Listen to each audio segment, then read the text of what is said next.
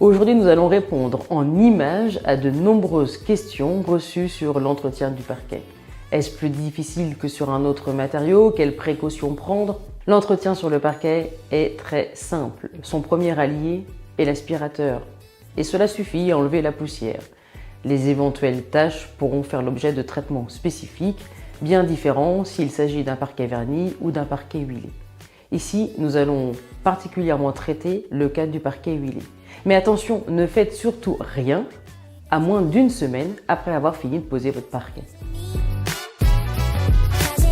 C'est impératif de poser une couche de métallisant sur tout parquet huilé pour venir renforcer cette pellicule et pour la rendre moins perméable à la tâche. Pour cela, on utilise un métallisant qu'on va appliquer à la monobrosse.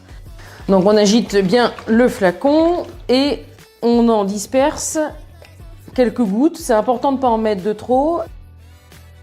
Et on va venir donc pader, faire ces petits mouvements circulaires qui permettent d'appliquer le produit de manière uniforme.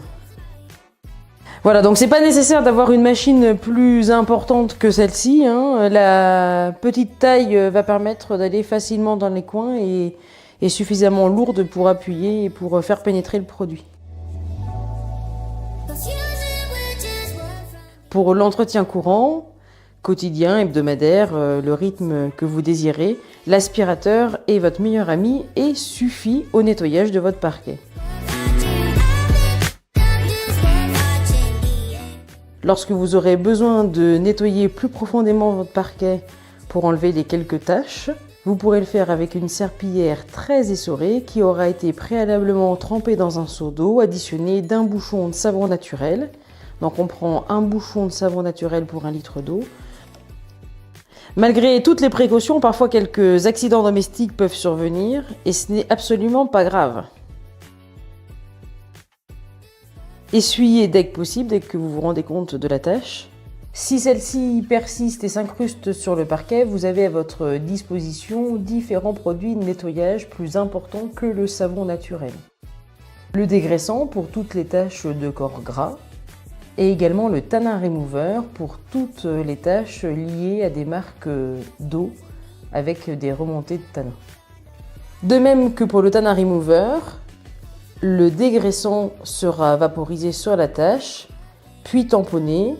On observe l'évolution de la tâche et on va pouvoir enlever le produit dès lors que celle-ci semble avoir disparu. Si toutefois il restait des marques, on pourrait renouveler cette opération à plusieurs reprises. On finit par rincer complètement les restes de produits avec le savon naturel.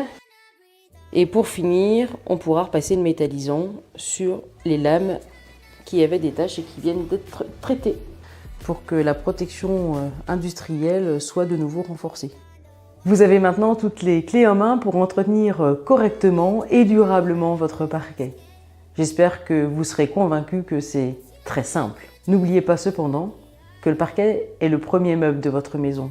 Les autres travaux dans vos pièces doivent être faits préalablement.